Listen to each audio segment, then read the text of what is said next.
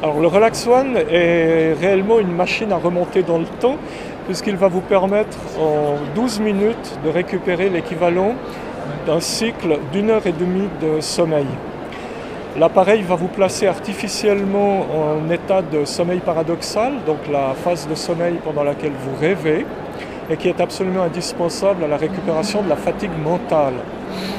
Donc vous prenez place à bord de l'appareil et vous serez paresseux et vous n'aurez strictement rien à faire puisque le principe de fonctionnement est purement physiologique, c'est-à-dire des ondes qui travaillent dans la même gamme d'ondes que vos ondes cérébrales vont être diffusées à l'intérieur de l'appareil, noyées dans une musique qui est un élément de confort. La musique va servir de support à votre rêverie et pendant ce temps, les ondes vont agir comme autant de signaux à destination de votre cerveau pour modifier son fonctionnement et l'amener en relaxation profonde.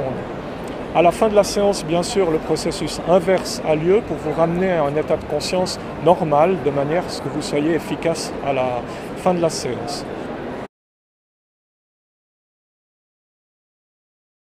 Alors, je me suis spécialisé dans l'étude des états de conscience modifiés, de la psychologie et des états de transe.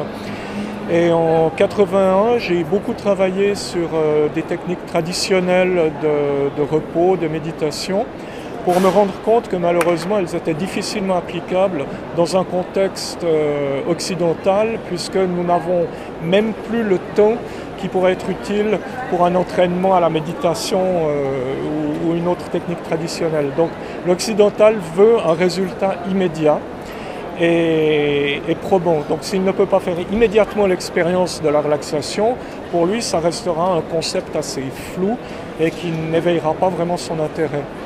Donc j'ai travaillé sur les programmes de stimulation sensorielle, sur ces techniques de stimulation par ondes, de manière à pouvoir avoir des outils physiologiques qui permettent, quelle que soit la culture ou la sensibilité des gens, d'obtenir un résultat qui soit mesurable et reproductible.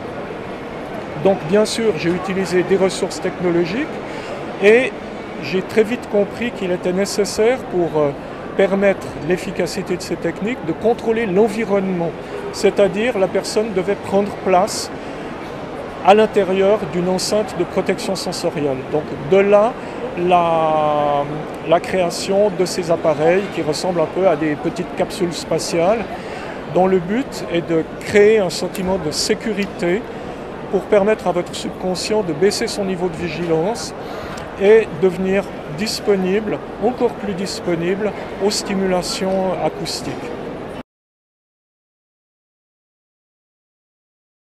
Alors les personnes qui ont des tendances à la claustrophobie sont généralement assez inquiètes dans des espaces confinés, mais fermés, c'est-à-dire vous ne pouvez techniquement pas en sortir. Le meilleur exemple, c'est l'ascenseur bloqué entre 2 étages.